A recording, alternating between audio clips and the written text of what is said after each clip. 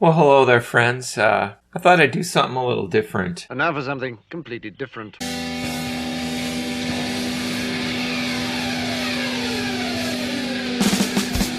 Just give a little history of this channel for anyone who is relatively new. Thank you guys for tuning in to week 1 of the Chili Report. Hi, I'm Chris Farley, and this is the Chris Farley Show. Or anyone who's been around since the beginning. And that's what he tried to do. And just kind of wants to know what the heck I'm thinking. Well, number one, I'm a Vikings fan, so I'm just like a miserable human being. And where I'm coming from, I'm going to be on top of the building for a while until I jump. So I'm obviously a Minnesota Vikings fan, and that's really the only team I really follow at this point. I grew up big Minnesota Twins fan. Kirby Puckett's my favorite athlete of all time and always will be. He corks it to left center and chased by Puckett. He caught it!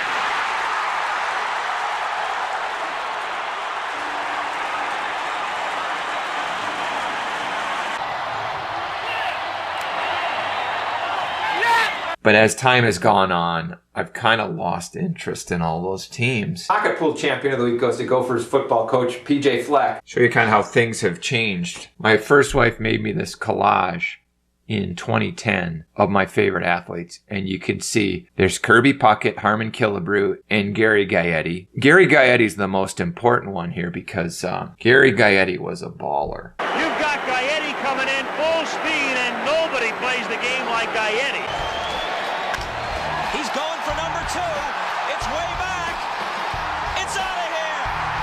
First pitch of the inning. He was an intense Italian who showed up in the big moments and really brought fire. And you can also see Joe Nathan, Justin Morneau, and Joe Mauer. Boring. 3 of the least interesting people to ever walk the face of the earth. From the first meeting at our instructional league through our time playing together here in Minnesota, I was able to have a front row seat to your incredible career. I watched. So that's where I was 13 years ago. You can also see Dino Ciccarelli, played for the North Stars, kind of a punk that everybody loved to hate. And that's something that we don't have enough of, I think, in Minnesota. We need more guys like that get under the opponent's skin. And then 2 Vikings. Joey Browner, all-pro safety in the late 80s for the Vikings. And then Adrian Peterson, who looks suspiciously like Antoine Winfield. So that's my ex-wife, not quite knowing what's going on. With the Twins, it was more about the journey.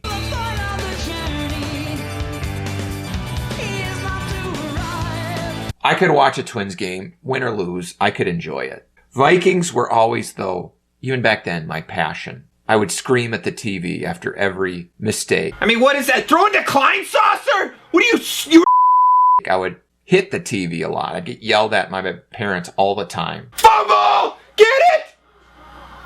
Oh, you dummies! Fall on it! And when the Vikings would lose, I would be despondent for weeks or even months and sometimes even years. First NFL franchise to lose 4 Super Bowls, the Vikings. First team to go 15-1 and miss the Super Bowl, the Vikings. Only team to go an entire season without scoring was my 4th grade soccer team, which was called the Vikings. The Twins were kind of like an old friend. The Vikings were not like an old friend. They were kind of like my dysfunctional relationship. I get thinking that she's cheating on me. Yeah, I know what you mean. Yeah. What is that supposed to mean? They were the girlfriend that everyone knew was trouble. Oh, and one more thing. I've been cheating on you! But I wouldn't break up with. But really, before I really talk about the history of this channel, it's important to talk about what this channel is not.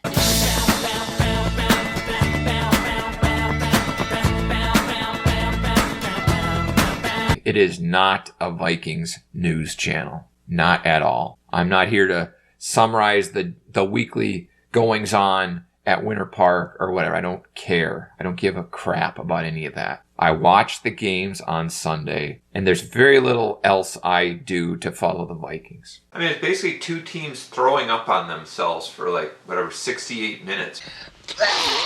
I don't have time for that stuff. I have a life. Actually, I don't have a life, but I don't want to invest my time trying to evaluate whether drafting Lewis Seen was a good idea.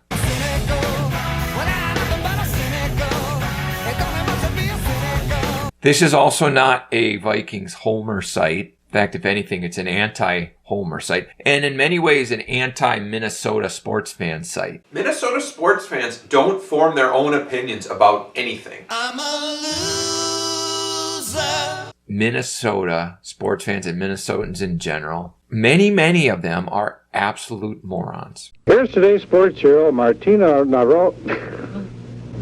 Here's today's sports hero, Martina Navratilova. She won the slim... Oh, crap, once more time. Here's today's sports hero, Martina Navratilova. Here's today's sports hero, Martina Navratilova. They are not winners. They have a losing mentality. They have the mentality of, oh, well, let's be nice. And this guy who absolutely sucks, let's wait for him to suddenly become good. Let's ignore that this person sucks. And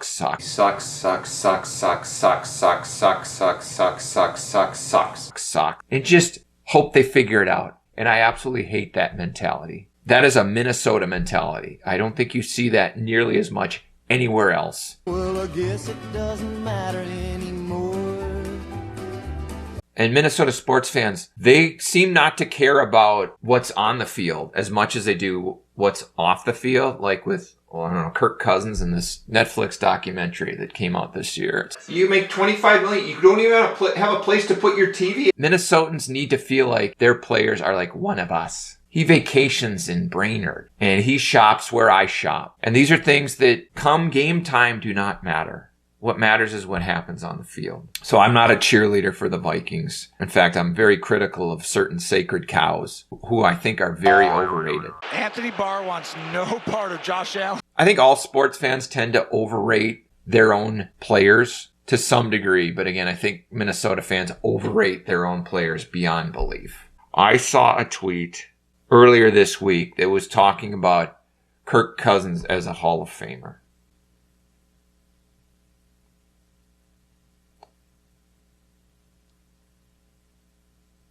I mean, you suggest Kirk Cousins should be a Hall of Famer, you should be arrested. I really remember Jerry Burns' rant in 1989 after they beat the Rams 23-21 at the Metrodome. Missed Jerry Burns because he was kind of that old school coach who just was honest. Yeah, let me say something. As long as I'm in this job, Snelker will be the offensive coach. I mean, no question about that. He would tell it like it was. And it was a dumb play by Anderson. I love Anderson, but it was a dumb play when his foot was shoe was coming off up the line screen. We were hard to take time out. We had a trap play called, and his shoe comes off. That ain't Bob Snelker's fault. He wasn't polished. We got right down there. We got the second down, and I don't know what the hell. 2 yards ago, I don't know what 15, 40, whatever the hell it was. He wasn't Kevin O'Connell, who just talks like a middle management loser. Didn't get it done. We'll go back to work. We can, we've learned this lesson before. Oh, and I almost forgot. I'm also going to need you to go ahead and come in on Sunday, too. Your cheating heart will make you weak. So I moved to New England in 2000 to go to graduate school with the nerds. Oh, nerds! Come on, Lewis, let's go. About a year later, the Patriots won their first Super Bowl, and then their second Super Bowl, and then their third Super Bowl. Then the Twins let David Ortiz go for some reason, and the Red Sox won their first World Series in like 90 years. And then their second World Series, and their third World Series, and their fourth World Series. And the Patriots won their fourth Super Bowl, fifth, sixth Super Bowl. And I had this, kind of close-up view of how a team, a city, can value winning, how they can be a championship city. How do you do that? Well, number one, the most important thing, you don't pay guys more than they're worth. You let guys go and bring in younger guys who are hungry. A guy with mediocre talent who is hungry is usually more valuable than a super talented guy who gets paid. I think this is one of the original sins of Minnesota sports fans. I mean, if there was a mantra or a motto of Minnesota sports fans, it would be, who are you going to replace him with? Anytime you suggest that someone should move on, someone should be replaced, it's like, well, who are you going to replace him with? Who are you going to replace him with? Everyone is replaceable.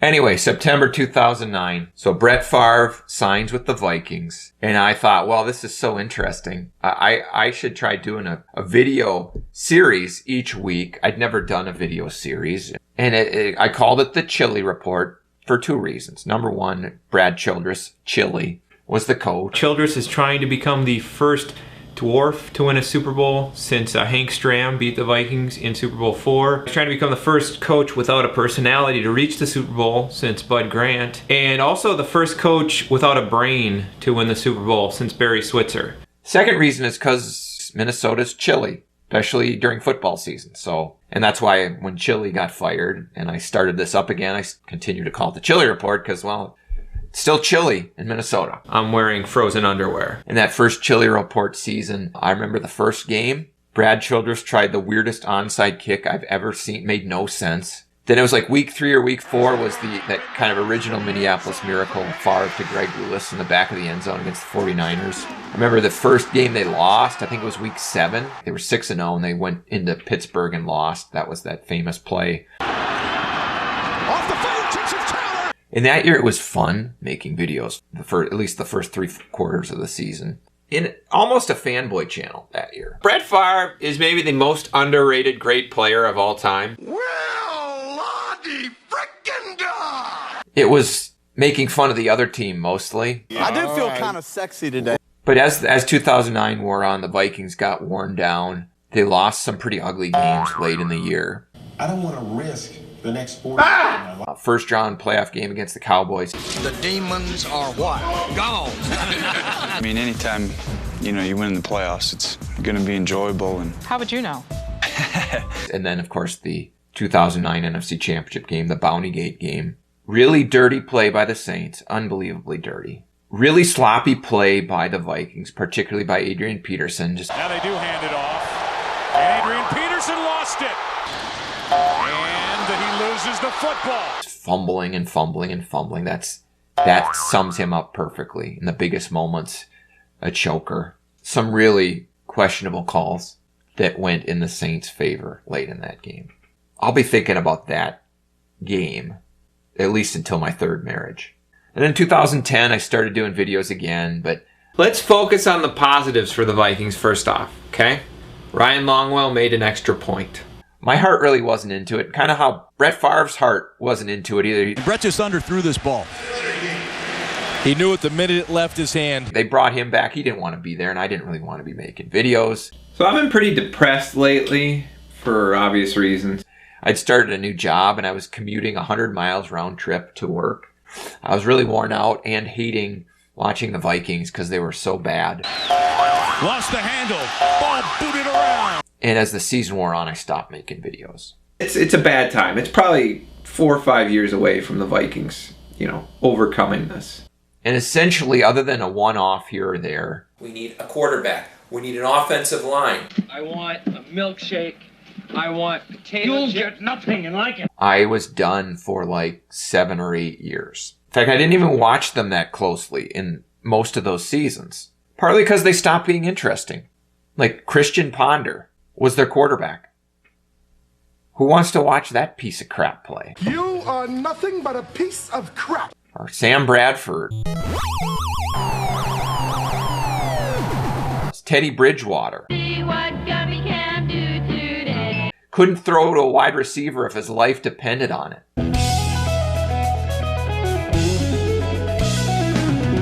Then in 2017, they really got hot. Case Keenum brought some life to that team. The defense was playing great. Here's Cousins. Has time. High, and it's intercepted. And they got to the NFC Championship game again, and of course, completely collapsed. Xavier Rhodes on the bench, not out there on 3rd down and 10.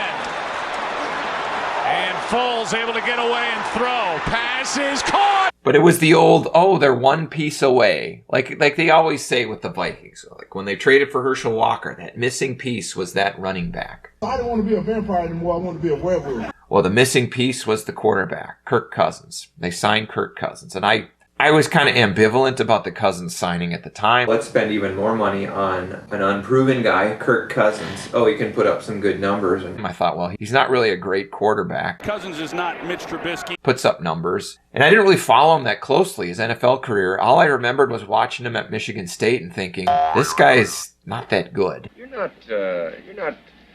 good. Slightly above average. Very Minnesotan, very Lake Wobegon. So in a sense, he's perfect for a Minnesota quarterback because it's all we want in Minnesota is for our players to be slightly above average, and we're happy. And that's Kirk Cousins. Kirk Cousins, he is wound awfully tight. Used an Excel spreadsheet to plan out each 10-minute increment of his day. I also got divorced. We're just divorced. She's history.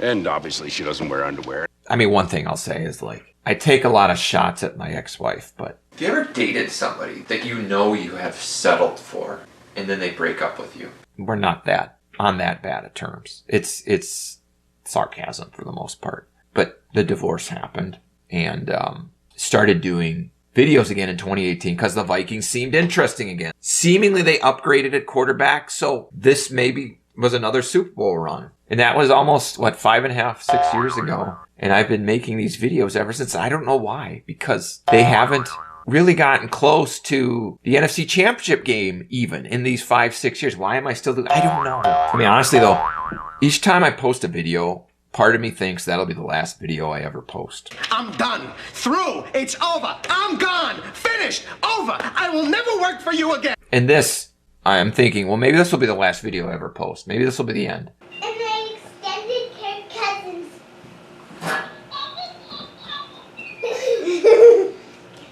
Can I pop out when it's done? I'm not sure why I keep making these videos, but I think part of it is if I stop making the videos, I may stop watching the Vikings. And if I lose that relationship, I don't know what will replace it. I don't think there is anything to replace it. I will just be left with a giant hole inside of me. A hole? A hole would be something. No, it was nothing. And it got bigger and bigger. And that hole will never be filled. So I'd rather be filled with pain than empty inside.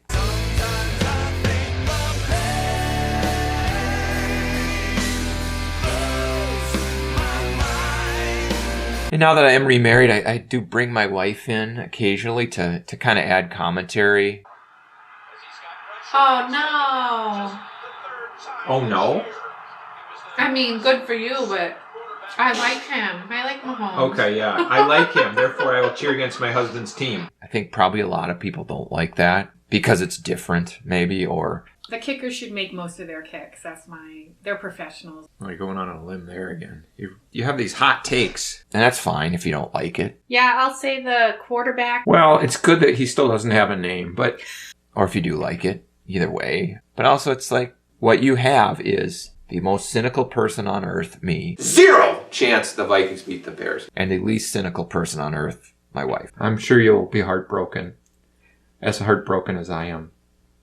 Well, I won't, but... If you watch Jim Gaffigan, the comedian, he does this high, whiny voice of like someone offended by his jokes. The only thing worse than walking upstairs is walking up an escalator that's not working. Like, oh, what's the point? It's like having a dead butler. Like, come on. My butler died last week. That is my wife. How much attention does the country of North Korea need at this point? Every 2 days, North Korea's like, we're gonna blow up the world! Isn't there a party that's like, then just do it? Get it over with, you spaz. Jim, don't even joke around about that. The most moral person on earth. He's awesome! Well, you wouldn't think that if you read Twitter after the game, but... What? And I've seen in the comments sometimes people saying this is a bit, an act. On some level, sometimes it is, right? Like, sometimes I'll act really angry in a way that I'm not really that upset. Stand there like an idiot with your hands on the side of your helmet like you always do. I'm not running around the house screaming at the top of my lungs about Kirk Cousins, right? I'm not that upset. I used to be like that. Like, I used to, when the Vikings would lose, I would think about it for weeks. Now, if they lose, maybe an hour goes by and I kind of move on. So I am playing it up somewhat. Also, I'm just used to them losing in these painful ways. So it's like, even when they get out ahead, I'm like, well, they're gonna find a way to either lose or make this a coin flip. As the Vikings are up 24-3, all I'm thinking is, how are they gonna let Green Bay back into this game? Well, Brian Robeson decides, I'm big, slow, and white. I am divorced, and I live in a van down by the river. And so the things that upset me now are less what the Vikings do on the field. Actually, the things that upset me most are Vikings fans. They absolutely drive me crazy. Their willingness to accept mediocrity knows no bounds. And that is one reason why part of me wants to stop making videos and kind of detach from the Vikings so I don't have to deal with the love of mediocrity that so many Minnesota Vikings and Minnesota sports fans seem to have.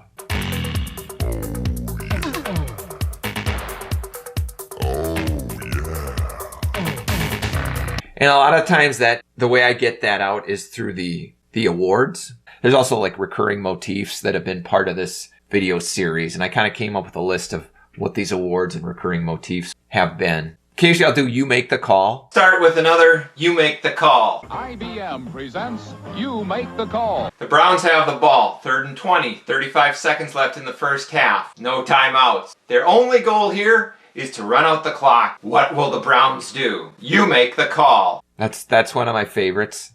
Don't know his name, not look it up. They call a draw play. Everybody's expecting it, except the Vikings defense, who lets whoever the running back is, don't know his name, not gonna look it up, get like 30, 40 yards. That's great, because sometimes opposing fans will watch and get so mad that I say that about like one of their players. Cleveland Browns fans, some of them that watched my last video, they just couldn't deal with the fact that I said, whoever the running back is, don't know his name, not gonna look it up. It's so great. I love it. Butt cheek clinch of the week. There's a 3rd down, I think on the last Cardinals drive, where they did a dump off pass, and the camera started panning, and you saw nobody in front of the receiver. It was like, nobody. My butt cheeks went like my butt turned into like a raisin. Luckily, Vikings came on screen, made the tackle, but for a second there, the butt cheeks, my butt still hasn't expanded all the way, actually. That's generally when the Vikings kicker is about to kick an important kick and usually misses. Laquon Treadwell, the guy who obviously has naked pictures of Mike Zimmer award, goes to Laquon Treadwell. He was the Vikings wide receiver. The Laquon Treadwell award for doing something that's wrong for 2 different reasons on the same play. Now this was, I don't remember when in the game this was, but he like dropped a pass and he was way like 5 yards short of what would have been a first down if he was anywhere near the first down if he had caught it. So he didn't catch it, he's nowhere near a first down, but he gets up and signals first down. You idiot. Get him off the team! He was a recurring motif, just how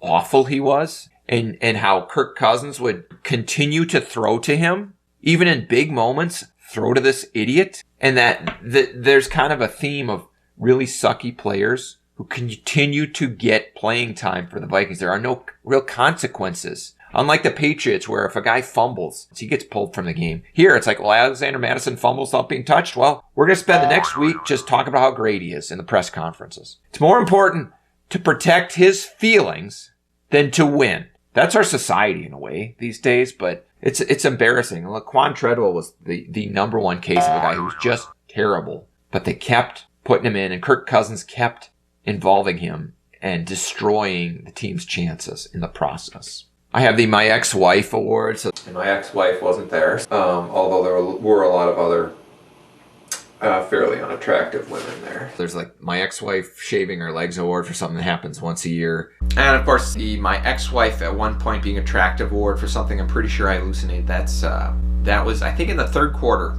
the Vikings had 2 consecutive run plays. They've got positive yardage. My ex-wife having a fake mental breakdown for something that happens every week. The Chris Walsh Award for a pass catcher who couldn't get separation even from my ex-wife after the 5th affair. That goes to TJ Hawkinson on that final play of the game where, I don't know, he just runs straight ahead, stops at the goal line, gives a little wimpy push off, and then just stands there. Apologize if there's a little bit of background noise, but of course my ex-wife dropped the kids off with me tonight because she's got her Monday boyfriend. The M.O.A.P, the mother of all prevents. That was a Philadelphia game, I think, in 2018. The M.O.A.P, the mother of all prevents. Where the Vikings just went into the most extreme prevent I think I've ever seen. A glimmer of hope left for the Eagles. There's Ertz all alone in the middle of the field to the 30. And you kind of see that a lot with the Vikings. They just get a lead and they lay back. From the 33, Stafford steps up. No timeouts remaining. More than probably any other franchise. Summer of George offense or the Summer of George defense. Apparently your body was in a state of advanced atrophy due to a period of extreme inactivity. That's where the Vikings, they play so passively, either on offense or defense, that the other team just kind of falls asleep. Another one of those out passes where Rhodes gives the cushion. Rhodes doesn't give any effort, and so he lets the guy catch it. And then on the next play, Cohen, the Bears running back, had a free run and he just fell over. And then once they fall asleep, the Vikings kind of take command. The Patrick Peterson Award for piss poor effort. That's a classic. I mean, I've never seen anybody give less effort than Patrick Peterson. Patrick Peterson! I think I could outrun this guy. The Garbage Passing Statistics Award. So it started actually as the Jeff Garcia Award for Garbage Passing Statistics. David Klingler Award for amassing a huge amount of passing statistics after the game's already decided goes to Aaron Rodgers. Then it became the Aaron Rodgers Award for Garbage Passing Statistics. And then it became the Kirk Cousins Award for Garbage Passing Statistics. And Kirk Cousins he's really good at that. He's the only one who's really able to put up 3 garbage touchdowns in a game. The award for sucking so bad for so many years and being so overrated, that started, I think, with Xavier Rhodes, he was just the worst. Play, of course, where Xavier Rhodes got shot. He had to have been shot. There's no other way to explain how he reacted at the end of that play. I mean, just was never that good, just would hold guys, and they'd let him get away with it. And once they stopped letting him get away with it, he'd throw a tantrum. Oh wait, he got 2 penalties on the same play. He kicks the flag, gets unsportsmanlike conduct, and gee, what happens the next play? We give up a touchdown. He'd fake an injury every time he got burned. Then it became Harrison Smith, who I think is one of the most overrated players in Minnesota sports history.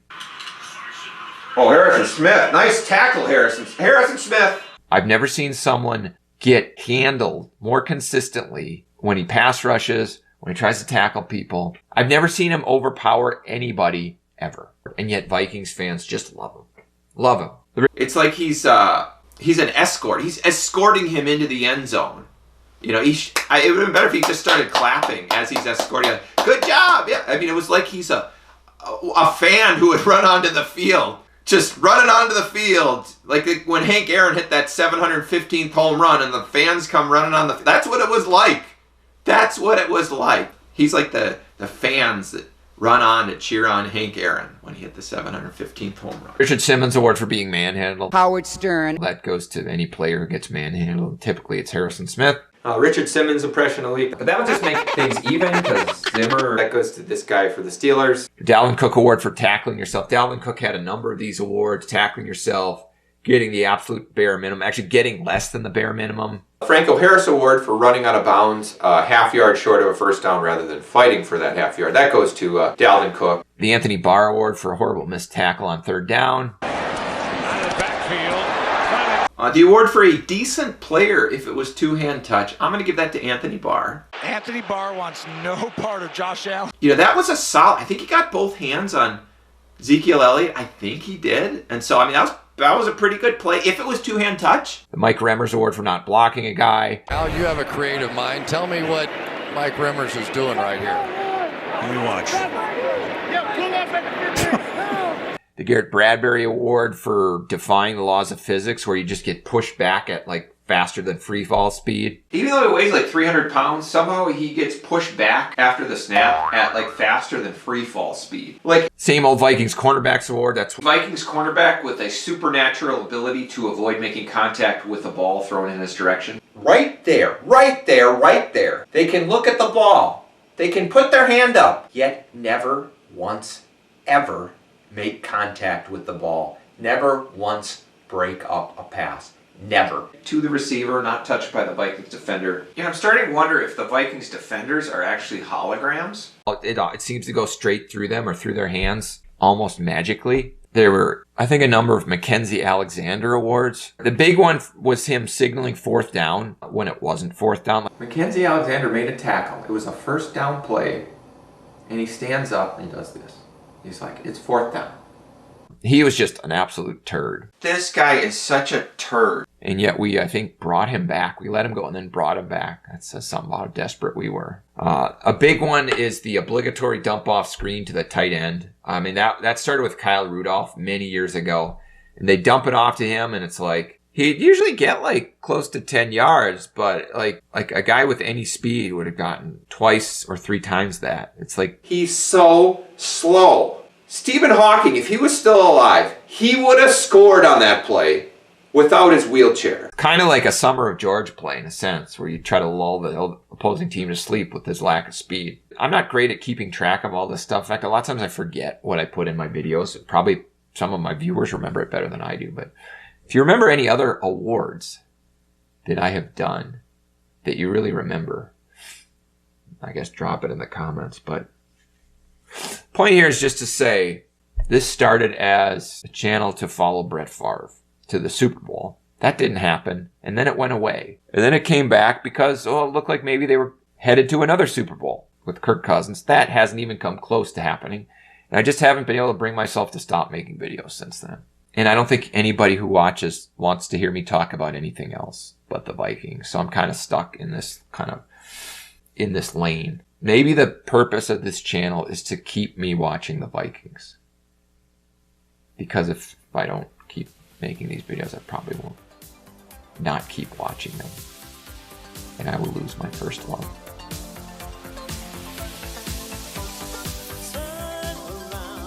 The embarrassing stat of the week goes to the Vikings, who at one point in the game, near the end of the first half, had fewer yards than the great Buffalo Bills had points. They just lost despite having superior talent. We always have a guy to make the stupid play to screw us, to shoot ourselves in the foot. We always have that guy. Why is it that the other team always knows what's coming and we never know what's coming? Coaching? Maybe. Give Zimmer another extension. The University of Alabama football team probably could have beat the Vikings by about 40.